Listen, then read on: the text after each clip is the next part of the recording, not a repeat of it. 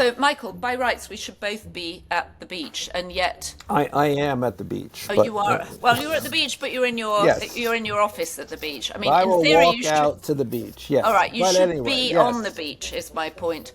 But what's going on at the CDC and the dismantling of America's public health apparatus seems so urgent and so important that we decided we would do an emergency episode of Inside Trump's Head to find out what's going on inside Trump's head and where he is about RFK Jr. Yeah, no, I mean, I think it's just been an extraordinary 24 hours, and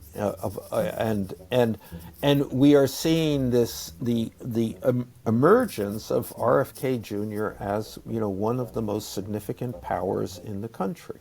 And one of the most dangerous powers in the country. One of the most dangerous. And also potentially one of Trump's successors. And I also see this as a kind of, Trump is in a bit of a squeeze here. So this is what's going on in Trump's mind. I do definitely see Trump as thinking, God, I'm stuck with this nutcase.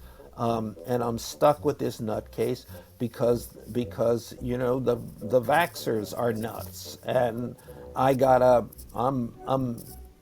I'm making my accommodation. RFK Jr. covers me with the vaxxers. So Trump has had a very busy week.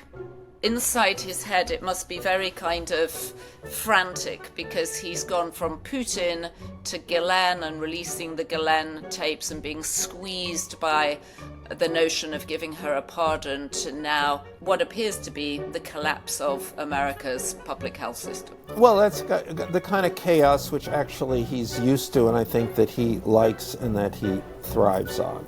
Okay, Michael, let's do it. Let's take a journey together, arm in arm, inside Trump's head.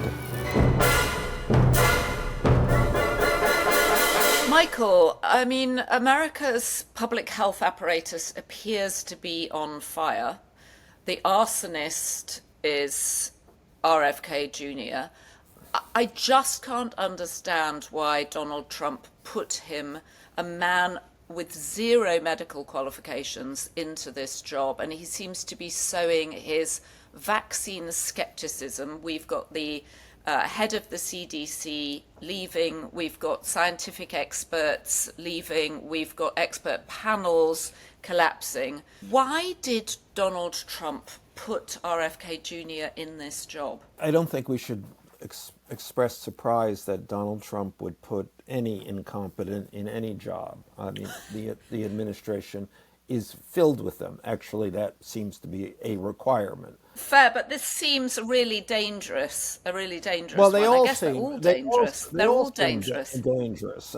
Yeah, I mean, this seems more personally dangerous because it really relates to the health of the people, to our own health, or the health of the people in our families, or, I mean, it is an immediate. Well, and you've got a resurgence of measles. I mean, it's really frightening that this is all happening so quickly. We can't even begin to imagine the implications of this. And were there to be another pandemic or the beginnings of such a thing, who would be responsible? I mean, RFK Jr. I mean, this is crazy.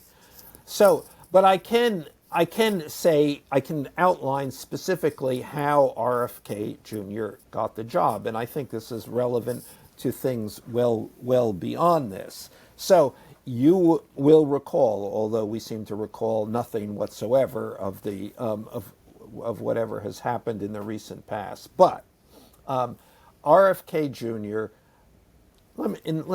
RFK Jr., after a wastrel life of drug abuse, womanizing, and domestic upheaval, and during this life, by the way, he's very bitter about the fact that his bad behavior has prevented him from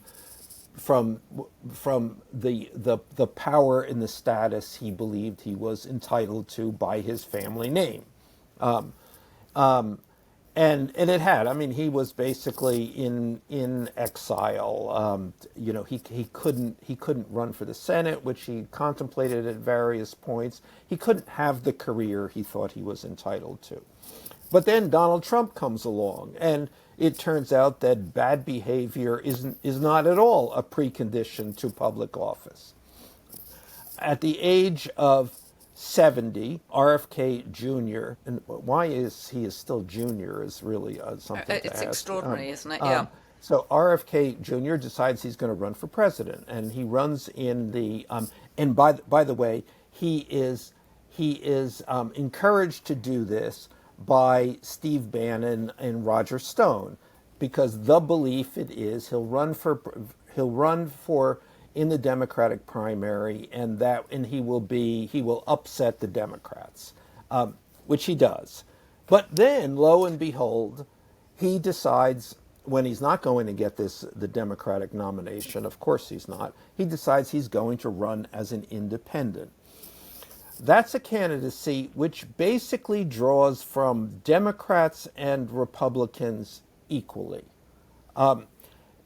Partly because of the Kennedy name, partly because of he's an anti-vax, partly because he's just not he's neither Joe Biden nor Donald Trump. Well, and he's the advantage of being establishment because of his name, but actually anti-establishment. Yeah, all of those, yes. I mean, he's a classic figure of a marginal candidate, and he draws, in some by some estimates in the high teens, but he draws equally from Democrats as well as Republicans. Then Kamala Harris replaces Joe Biden, and the Democrats, the Kennedy Democrats, go back to the Democratic Party, leaving Kennedy with only Republicans effectively. So the Republicans have to move him out. They have to neutralize him in some way. And by the way, in the background, you have Donald Trump a kind of having an orgasm about the Kennedy name.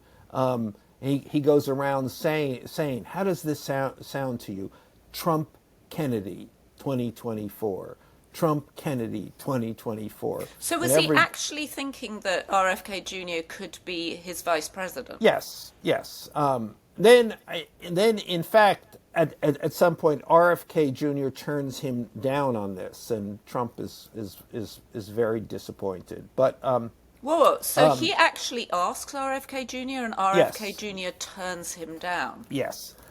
So then they have to, but they still have this problem. Republicans for Kennedy, and as they move forward to the convention. And in fact, I am at the convention, and I run into RFK Jr. in the hotel there. I think, well, what are you doing here? Because it still seemed Trump and Kennedy, that certainly did not seem in anybody's lexicon a reasonable combination. But as soon as I saw him, I thought, oh, okay, yeah, all right, I kind of get this now. And you've known him for a long time, haven't you? Yeah. I want to come back to your story come and back, your personal experience in a moment. So anyway, so he said, so they have a sit down, and it's very clear, if you drop out, RFK Jr., if you drop out of the race, we'll make you we'll put you in charge of make you the secretary in charge of all public health policy. Now, even at that time, they're always offering, Trump and the Trump people are always offering jobs which they don't deliver on. So it still seemed that this was ridiculous. Okay, they have to do this, but some way they'll weasel out of this.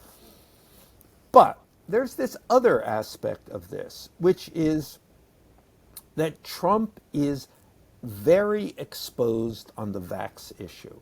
And the vax issue turns out to be one of those fundamental MAGA things. And Trump who's a germaphobe. Plus, he is almost singularly responsible for the efficient creation of a COVID vaccine. That is his Operation Warp Speed. yeah, that is his accomplishment. And it is not an accomplishment that is going to win him any MAGA favors. He's exposed there. He is, when you get down to it, a pro-vaxxer. So Michael, let me just understand, where did the anti-vaxxer theme, how did it creep into MAGA? Why is it one of their central pillars? Yeah, it's almost impossible to explain because it seems to defy logic. But I think that's its appeal. The logic seems to rest with the experts. You're against the experts. MAGA people are against expertise. And the vax thing was creeping for a long time. Its relationship to autism, by the way, it has no relationship to autism, but in this new mythology, which RFK Jr. is part of.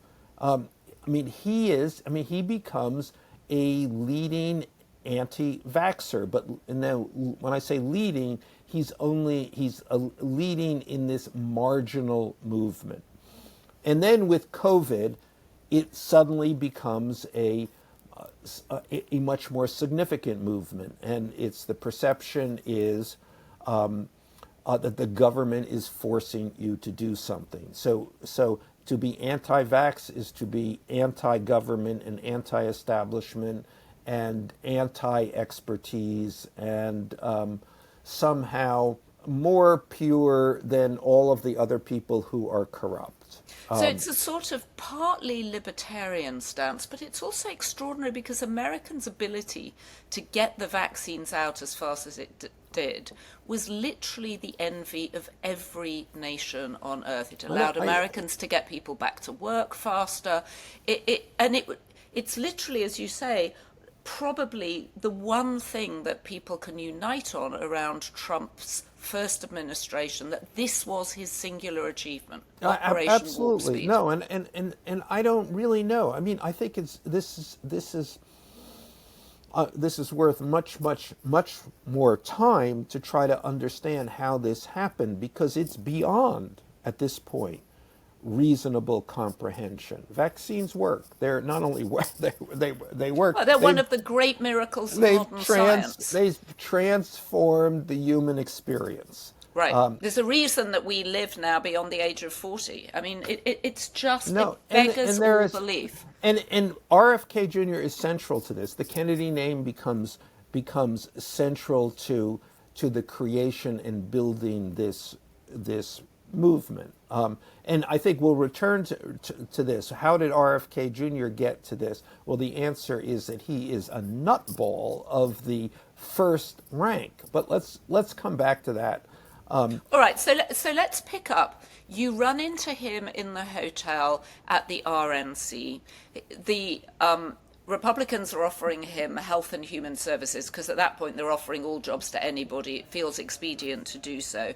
Nobody is tied to it. How does he actually, given his views, clinch the deal? Well, because there's also a perception. There is an understanding here, and remember, we're in a phase of when Trump does not yet look inevitable. Quite the opposite. Kamala, at that moment in time, actually begins to look more likely than not. Trump has a problem with the base. He is askew on this issue, vax. The MAGA base is firmly, absolutely, unequivocally anti-vax. Trump is a waffler at best. And if you take a closer look, he's a guy who favors. Well, he's a guy who has vaccines, right? His kids have had vaccines. His grandchildren have had vaccines. That's what's so disingenuous about it. Completely. And he's responsible. for the COVID vax. So he's exposed there. RFK Jr. then becomes his shield, his protection. So they've accomplished an enormous amount here. They've taken RFK is no longer a threat drawing Republican voters. Plus, he's the guy who gives Trump credibility on the vax issue. So it's win-win. And they remarkably, and right up until he got the job, I thought, no, they're gonna even the Trump people are gonna figure out a way around this. But he gets the job, and internally there is a very real awareness of the weakness on this issue, the vax issue, and then an understanding that they solve this problem by just giving RFK Jr. the health portfolio of the United States of America. It's just an astonishing story, and it's made even odder, not only because RFK has that very strange voice, but also he openly talked about having a brain worm. Let me stop there, because that's what they spread this idea of about an illness that he might have had. It's a crack pipe voice. When you smoke crack, it burns your vocal cords. So that's why he has that voice. Yeah, I mean, RFK Jr. has essentially behind him a long decades of addiction. All right, so Kurt Anderson talked about being at Harvard. He wrote a piece in The Atlantic in the run-up to the election saying that when he was at Harvard, he'd wanted to try cocaine. Who did he go to? The local drug dealer, RFK Jr. Yeah, no.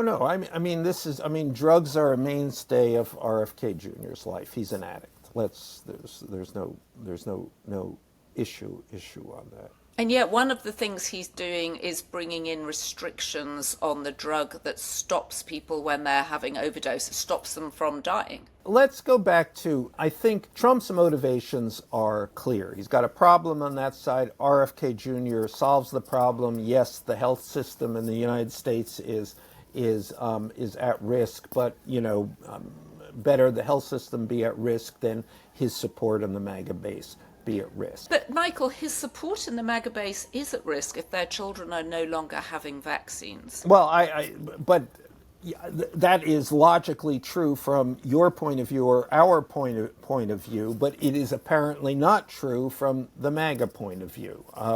The fact that their health might be at issue. I mean, these are people who did not take the vaccine during COVID, and many people died. That didn't seem to change anybody's mind. So I can't. I mean, who can explain that? Neither you nor I at this point, because it is so otherworldly. I mean, let's just assume this is, the reason Trump has to tolerate RFK Jr. I think you can read between the lines here on dismissing the head of the CDC.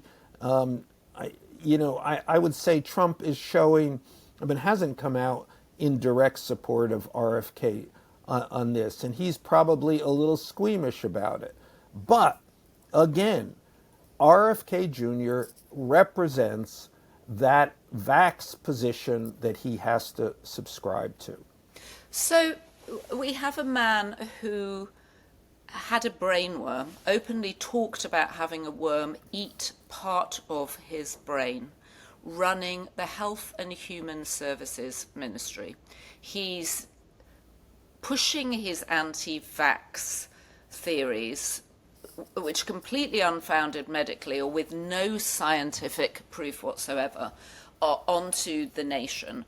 Where does this go next? Has Trump actually got the benefit of RFK Jr. at this point? Can he afford to get rid of him? I think it might be problematic to get rid of him at this point. Certainly, I know voices inside the White House, continue to be very worried about this particular issue. And the and they're vax worried issue. because of the health of people, No, because if no, people no, no. start dying. They're worried on a political side, and they're worried not that we're getting rid of that vaccines. They're worried that Donald Trump is weak on the anti-vax issue. So therefore, RFK Jr. is their protection against Trump's weakness on that issue. But Um, you know, then the other thing, and I think we should see this really very very clearly, is RFK Jr. embittered for most of his life about being deprived of his rightful shot at status and power because of his name, believes that shot has been returned to him. He is, I certainly have no doubt in my mind, running for president in 2028. And let's realize the more he is antagonistic to the health establishment, the more that solidifies his MAGA base. The more you have a solid MAGA base, the more credible you will be as a Republican candidate. it all makes sense what you say, and yet, what can people sitting around Donald Trump's cabinet table be thinking when they hear him talk? These are all people whose children have been vaccinated. They think he's nuts. I mean, I'm RFK Jr. They think he's nuts. I mean, they have said to me many times, "Yeah, well, he's nuts." And Nuts. what about I mean, what does Susie Wiles think? I'm pretty sure Susie Wiles's children are Yeah, vaccinated. yeah. I mean, they think he's nuts, but they think he serves this very precise political purpose. And do they think if they get rid of him that he sets up a new political base and can then take Donald Trump on? Well, I mean, I think that they probably don't go that far, but what they do, where they go is that their problem, their vax problem, is solved by not doing anything at this point. You let RFK do his thing, and and then there's this Kennedy thing. Trump is very the Kennedy name, the association with Kennedy. Very, that is also the Kennedy name protects RFK Jr., even though all of the Kennedys detest him. Tell us about your own experience of traveling with him when you were Well, younger. I mean, I've known. I mean, RFK Jr. and I are the same age. We know and have always known many of the same people, and so at any rate, when I was a young reporter in my late 20s or mid 20s, covering Teddy Kennedy's 1980 primary campaign for the Democratic nomination for president, and I did this by primarily spending a lot of time with RFK Jr. Now, RFK Jr. at that moment was running the state of Alabama for his uncle. There was a primary in Alabama. He was running it, and he had this this kind of weirdly romantic idea that he would build his own political career in the South, and that he really even then was thinking about a run for moving to Alabama, establishing himself there, seeing himself as an eventual governor of Alabama, and it was some kind of weird liberal fantasy of the New South, which he would spearhead. And this went to the mythology about his father, and his father being able to speak to sort of a whole new group of people. Bobby Kennedy went to Appalachia at one point. I mean, this is and he's already now his father, Bobby Kennedy has been dead at this point for 15, 13, I 68 guess, he died, I right? guess He was 12, assassinated in 12, yes, 68. so 12 years. RFK Jr., who I was with, on a constant basis for the better part of a month at this point in time, and he spends every day, almost as though every waking moment, reading and rereading Arthur Schlesinger Jr.'s book about his father. So this is kind of weird, kind of, you didn't exactly know what was going on here, but something pretty heavy was going on. He's always got this book in his hands, except for the times in which he disappears. Wherever you would go, there would always be on the campaign trail some woman who he would then strike up a flirtatious conversation with and then disappear. This was like on a daily, sometimes more than daily basis. Plus, then there were the drugs on a constant basis. So when you say disappear, do you mean they were disappearing to do something together? Yes, exactly. And that became a kind of standard thing. You would go, okay, yeah. Everybody would roll their eyes. Not necessarily unusual on a political campaign trail, but he was womanizing and he was taking drugs while he was campaigning Yeah, for no, his and the uncle. womanizing was random women multiple times a day. I mean, he was a Kennedy. They would be, and he was. I'm trying. I was going to say the word charismatic, but then trying not to use that because I think it's overused. And he was a Kennedy. So his name walked in the door before he did. He was already famous. He was tragic because his father had been All of that, assassinated. yes, exactly. And he took effective advantage of that.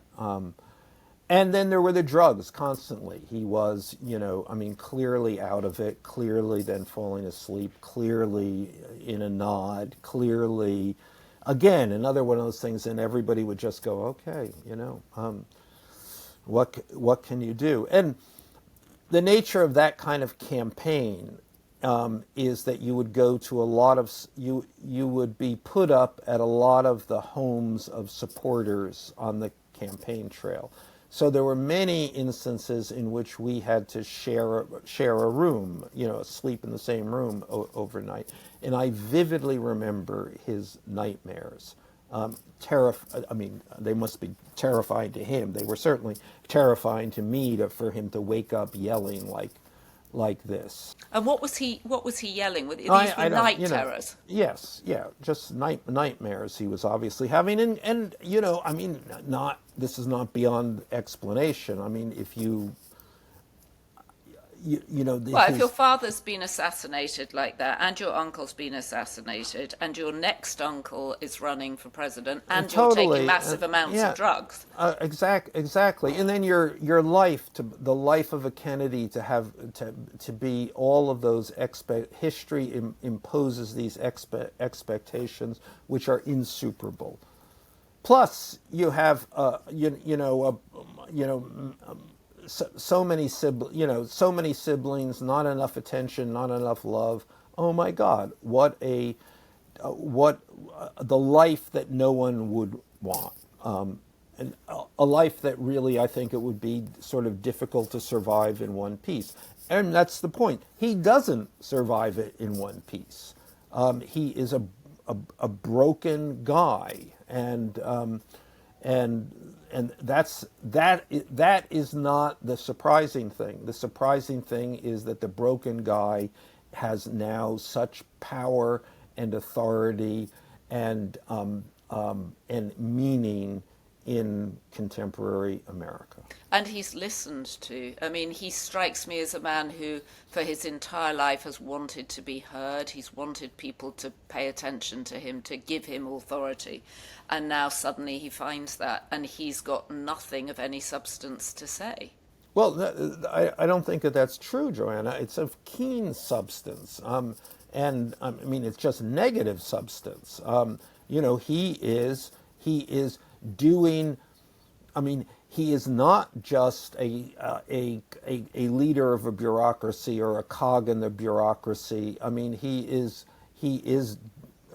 he is destroying the bureaucracy, and that will be to his political credit, and it will be to our to the cost the health of the country and in ways that we can't even imagine. It's hard not to think of China and Russia just rubbing their hands at this and having some part in amplifying the anti-vax story online. This is, I mean, we're in so much uncharted territory in so many areas of this second Trump administration. Is there a tipping point here, Michael, where he becomes too much even for Donald Trump?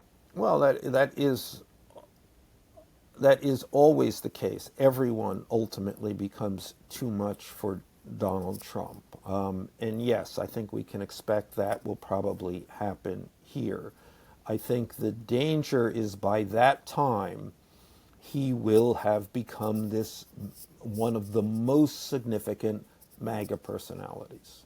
And also, once you unravel something like the CDC or the Vaccination Advisory Committee, it's very difficult to rebuild these things and give them any authority. Yeah, I think that no one at this point can look ahead with any clarity on what's going to happen with the public health system in this country, which has been one of the most successful anywhere in history. Can we just have a moment, too, to reflect on the way that he was financed during his campaign? Because at one point he was running out of money. He has dinner with a friend of his who has a girlfriend called Nicole Shanahan, who has been briefly married to Sergey Brin, one of the founders of Google, and in the process of her divorce picks up around $800 million worth of Google stock.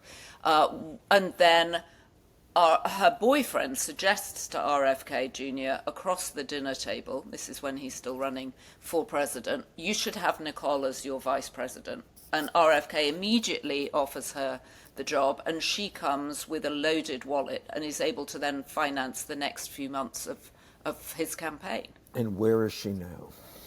Well, she's clearly not been rewarded by him. She's also a libertarian and is nowhere to be seen as far as we know. Briefly, she was trying to do a recall against Karen Bass in California, but she seems to have disappeared at this point. Yeah, no, I think that was obviously a rank, cynical, and expedient move on RFK Jr.'s part. We ran a profile of her in the Daily Beast called "Is This the Most Dangerous Woman in America?" because she was trying to finance him to be president. But in fact, as a member of Trump's cabinet, it's hard to think of a more dangerous man in America right now. Well, apart from maybe the president. I could argue who among a group of incredibly dangerous people, who is more dangerous, I don't know. But they're all incredibly maybe Pete dangerous. Hegseth. Yes, maybe Pete Hegseth. Maybe J.D. Vance. Maybe Marco Rubio. Maybe Linda McMahon. Exactly. Maybe Kristi Noem. Bondi. You forget Bondi. Pam Bondi. Pam Bondi, who Trump couldn't say how pretty she was in their cabinet meeting because his career would be over. So this is, I can't say who is the most dangerous among these dangerous people, but I can say that on this day, yesterday and today, clearly RFK Jr. has risen to the top of the danger thermometer. So, Michael, we know what's inside Trump's head this week. It's RFK Jr., who's elbowed Ghislaine Maxwell out of the way, and Jeffrey Epstein is off the front pages. And there you go. Now, but I do have it in my head that Trump is I have Trump's head in my head that that Trump is not entirely quiet with this whole business, and so it will be interesting to see how his next statement about RFK Jr. and I would anticipate that would come in the next hours and the next day on Truth Social. So how firm is he in his support? We await. Michael, this story has wiped Jeffrey Epstein off the front pages. Did RFK Jr. know Jeffrey Epstein? Did they have a relationship? Yeah, I think there were a couple of trips that he made, and yeah, they did know each other, and I can actually tell you Jeffrey Epstein's view of RFK Jr. And that view was, oh my God, he's nuts.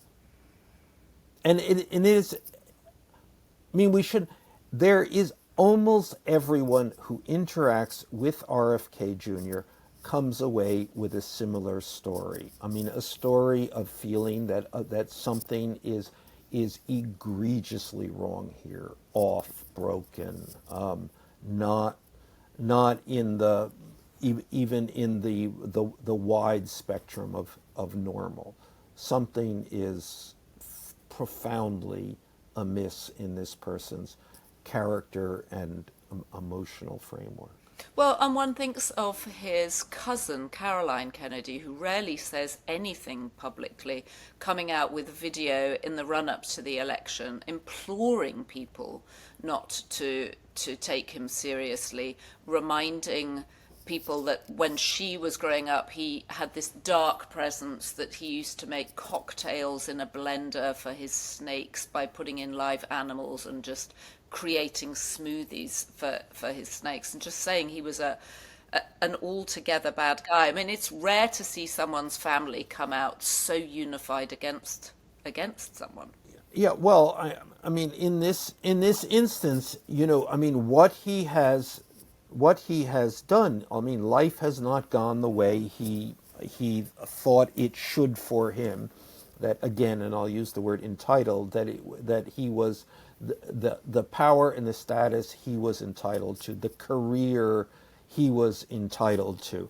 It didn't go that way, and suddenly he sees a window which he can walk through, and he might recover this at his a kind of late in life last gasp for power. And the devil's bargain that he has to make here is he has to abandon any element of his family's history, tradition, beliefs, moral code, and anything. It is just a raw, complete power grab. I can do this. I can have what I thought I was entitled to if I go against everything that otherwise would have created this so-called entitlement. And as they circle, as Trump's inner circle Trump for running for 2028, he emerges as currently a viable candidate, which is just remarkable. Absolutely remarkable. Yet another Shakespearean character in the court of Donald Trump. Okay, Michael, we'll be tracking this. It's hard not to feel that America is hurtling back to medieval times when people applied leeches to men with swollen ankles. So perhaps underneath his pants, the president has got leeches personally applied by RFK Jr. So there you have it. RFK Jr., who Donald Trump knows is nuts, but nevertheless is in charge of one of the most important American departments of government, and is clearly positioning himself to run for 2028. If you have been, thank you for joining us on this holiday weekend. Please share this episode with your friends, with your contacts book, with all those people you were at school and college with and started your first jobs with and have run out of things to talk to them about. Share this episode with them. Leave us a comment on YouTube, and don't forget to subscribe to Inside Trump's Head on Apple, Spotify, wherever you get your podcasts, and of course on YouTube, where you can leave us a comment. And don't forget, as our First Lady would have us every day, you must be beast. And thank you to our production team, Devon Rogerino, Anna von Urson, and our editor, Jessie Millward.